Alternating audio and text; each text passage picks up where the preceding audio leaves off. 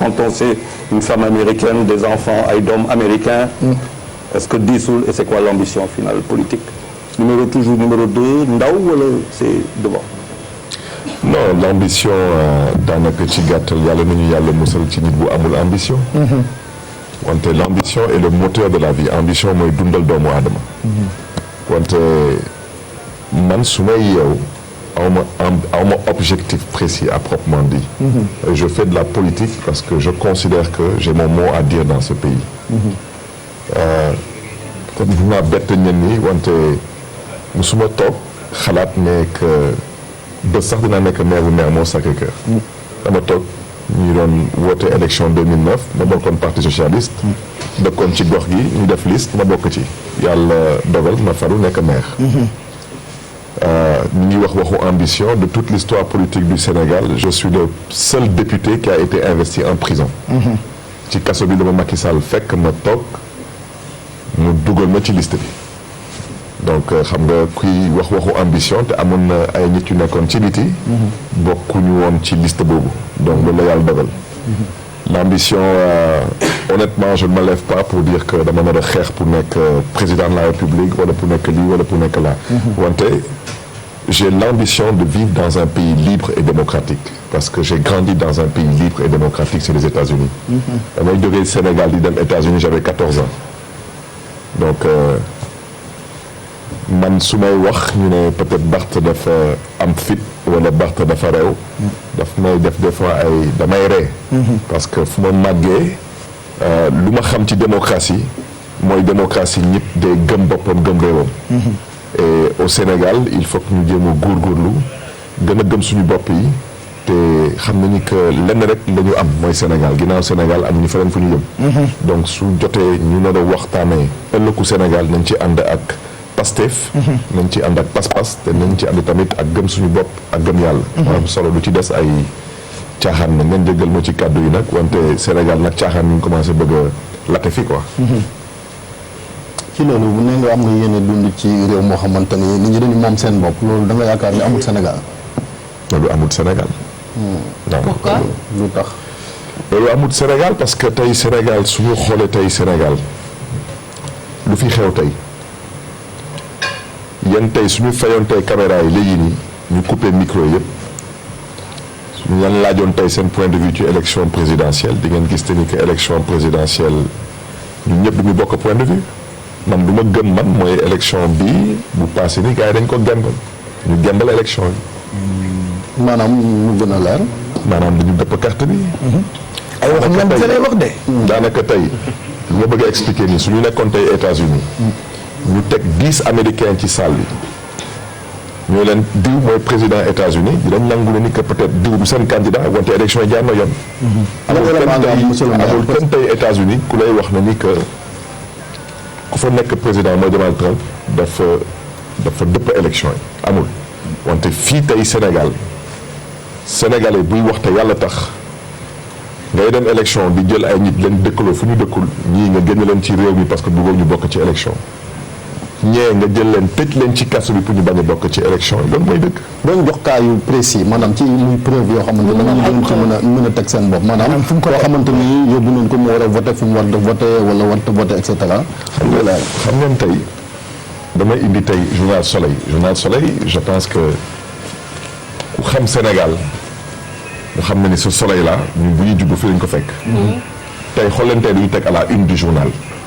le livre blanc démonté livre blanc bu coalition Idy 2019 bind. ci gàttal mooy lu njabootu Khalifa Sall jot a wax te ñu jaarale ko ci man moom la ñu tënk dugal ko ci livre bi am na lu ñu ciy yokk. ministère de l'intérieur ñoo ko def. waaw xam nga suñu xoolee tey ñoom lépp lu ñu wax ci biir seen livre réponse lépp lu ñu wax daanaka ils nous ont donné raison c'est-à-dire que da ngay toog ñu ne la par exemple.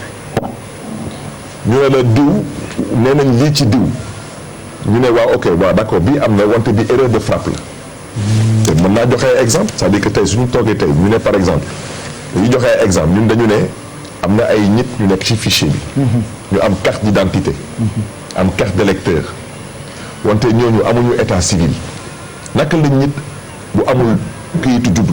mën a am carte d'identité ak carte d'électeur. dañuy toog par exemple ñu ne la bon par exemple Mame Diarra Sissoko relève aussi d'une simple erreur de saisie par l'opérateur lors de son enrôlement qui a dû sélectionner sur le répertoire en machine le centre principal d'état civil de Dakar en lieu et place de Kaolack. C'est ce qui explique le code 751 au lieu de 548. Ça veut dire que lépp lu ñu leen wax ne leen lii yan leen ko def ñu ne erreur la waaw naka la ñit ñu dénk la réew. mais est-ce que ñu voté nan. bañ a voté bu baax a baax ci fichier parce que ñoom it laajte na noonu defi ci conclusion boo lire article bu baax. moo ñëw yéen ñi nga xamante ni. waaw mais ma ñëw mais mën naa xam nga man dama lay joxe un exemple. xoolal ñu ne par exemple xoolal bi ñu ne le numéro d'identification nationale est de 13 chiffres. Il peut être suivi d'un autre chiffre appelé incrément pour différencier deux individus qui ont le même numéro d'extrait de naissance dans le même centre d'état civil après confirmation par le dit centre. naka nga mën a amee ñaari doomu aadama ñu am même numéro d'état civil. xam nga moo laa doon wax sànq rek mooy caaxaan yu bëri yi rek nañ ko moytu nañu moytu caaxaan yi parce que caaxaan mooy dem ba taal réew. waaw lu am ba am daanaka mënuñu la dénk réew nga jël lu toll ci 52 milliards xam nga 52 milliards lu mu toll ci ay dollars États-Unis mooy 100 millions de dollars nga dugal ko ci élection yow yaa wootee biométrie. mais erreur matérielle moom te ñàkk dem. non biométrie mënul am erreur matérielle. biométrie day am monsieur le maire parce que bu daloon rek ay citoyen lambda mu mën a wax. mais dal na sax ñoo xamante ni ay kilifa la ñu bokk ci nguur gi man par exemple mi nga xamante ne zone parcelle maa ko couvrir ci élection yi gis nañ ni que le ministre Mbaye Ndiaye bi mu ñëwee dafa am problème pour voter parce que numéro bi nekk ci registre bi ak li nekk ci carte d'identité am dafa am problème il a fallu intervention préfet bu ko defal këyit pour mu ñëwaat le soir pour mën a voter donc yu mel noonu bu amee xëy na dañu koy jàpp ne ay rëkk-rëkk yu néew la parce que bu daloon rek sénégalais bu simple bi bu daloon coro rek ñu ne coro rek la dal mais bëri na ay ministre ak yeneen kilifa ci réew mi yoo xamante ni ñenn ñi amoon nañu jafe-jafe pour voter ñenn ñi finalement ils n'ont même pas pu voter. 52 milliards kenn du ko dugal ci élection ngay woote biométrie di am erreur yu mel ni mënul nekk coro biométrie daanaka ADN suñu jëlee ADN lu mel ni ADN su ma ko mënoon tënk ci noonu biométrie mooy ADN ci mbiru carte d'électeur xam ngeen tey Sénégal suñu bëggoon wax dëgg yàlla ñu ne dañuy organiser élection pour démocratie jëm kanam dinaa la jox benn exemple rek nga xam ne ni dina yomb lool mooy le bulletin mooy le bulletin unique. bulletin unique c'est très simple tey lu tax yow tey nga taxaw bëgg a dépenser 10 milliards ci élection wala 50 milliards ci élection parce que lu tax parce que da nga bëgg candidat bu nekk am bulletin waaw yow dañ la ne ci yeneen démocratie yi benn bulletin mooy am benn rek mooy am. candidat bu nekk ñu teg photoom yow da ngay xool ban candidat moo la doy nga coché photoom dugal ci carte dugal ci urne bi lu tax président Macky Sall ak ñi mu àndal bëgguñu loolu te loolu presque fépp fooy dem tey biir Afrique fépp fooy dem biir Afrique. système boobu ngay retrouver ñun tey nous sommes peut-être l'un des rares pays en Afrique qui continuons à utiliser mooy le vieux système xam ngeen tey mën naa dama indi fi ay exemple ñun lu ñu wax compliqué wul xam nga tey dañu ne président Macky Sall ak ñu mu ànd lii la ñu def ci élection ñu joxe ci ay chiffres joxe ci ay exemple génne lépp ñoom lu ñu def mooy jéem ñu tontu point par point mais dama ne ubbi leen tey soleil ngeen xool lépp. lépp monté na la mais ñii comme yow xam nga yaa njëkk a def sax sortie ñi nga xamante ni ñooy coalition Idy 2019. non man balaa nga may démonter da ngay nangu. je dis ministère de l'intérieur. maanaam article bi nga xamante ni moom la soleil génne intégralité bi. répond 26 pages yoo xamante ni ministère de l'intérieur ñoo génne pour démonter livre blanc bi nga xamante ni coalition Idy 2019 génne nañ ko ci élection yi wane ne élection yi doon ko sàcc mais bu dee cas bi nga xamante ni njëkk nga parce que tudd nañ fi sa tur sax ne presque ñoom li nga wax rek leen wax te tegul ci yoon mais bu fekkee ne mooy fichier bi parce que fi ñu bëgg wax mooy fichier bi joxoon nañ ko candidat yi maanaam 15 jours sax avant ñu jëm ci élection présidentielle yéen ngeen vérifié ko ñoom ñu defee leen ne la est-ce que mën ngeen cee gis doublon ñoo xamante ni ñu ngi ci voté nan est-ce que gis na ci koo xamante ni maanaam turam nekkul ci fichier bi mu dem voté ji yooyu yëpp ay exemple yoo xam ne ministère bi yéen ñi nga xam ne yéen ci opposition bi nee na la ngeen indi preuve yi wane ne diw voté na te ñu turam nekkul ci fichier bi bu dee bureau fictif am na ngeen prouvé ne bureau fictif am na est-ce que loolu yow mën nga fi génn ay bureau fictif par exemple Chérif bureau fictif sàcc bureau fictif loolu xewi na passé na beneen xeetu sàcc lu ñu génn ñoom jéggal ma nag ci kàddu yi. beneen technique. non parce que dañ sàcc la moom ala kulli al sàcc lay des waaw donc moom mënul doon professeur mënul doon agrégé sàcc lay doon bon dama ne élection législative xam ngeen ni ñu ko jalgate fii Dakar dañuy def ay ordre de mission gouverneur mooy toog bureau jël benn këyit da koy remplir à la main teg cachet ñu def ci presque 8000 ordres de mission 8000 ordres de mission au finish xam nga nu mu tëddee mbir bi. dañu ne coalition Benno Bokk Yaakaar bu Macky Sall moo gagné coalition bu Khalifa Sall doon jiite de 2000 voix te lan la loi électorale bi wax loi électorale nee na képp kuy voté ak ordre de mission yéen journalistes yi da ngeen di voté ak ordre de mission le jour du vote. yéen kese yéen ñaa ngi voté ak ordre de mission ak seen ay chauffeurs ak policiers yi ak gendarmes yi ak ñu leen dawalal.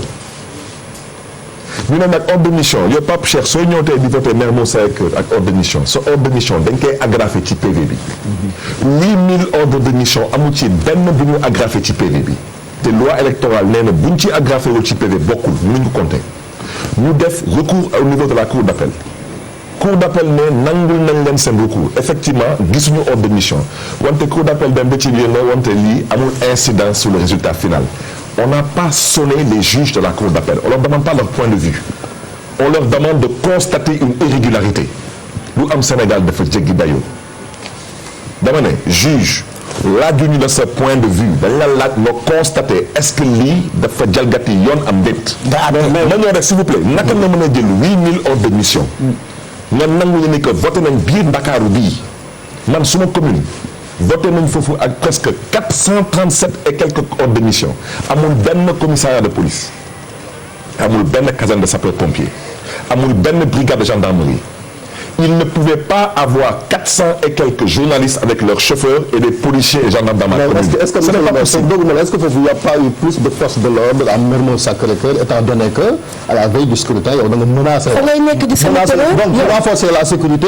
les autorités voilà non comme dafa pas loolu la maanaam moom comme dafa menacé woon. kilifa yi tamit yóbbu fa plus de force de l'ordre comme ñooñu ñu fa ñoom ñu voté ci biir est-ce que du loolu maanaam moo retourné contre vous ba tax na kon plus de force de l'ordre ont voté dans votre commune.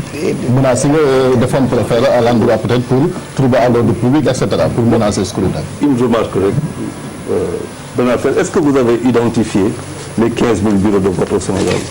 Nous avons tout identifié. Il y a une élection. Vous aviez dans chaque bureau de vote un représentant? Dans chaque bureau de vote, on a un représentant. Ce que je veux dire par là, il faut que les Sénégalais sachent c'est quoi le nouveau système de fraude électorale.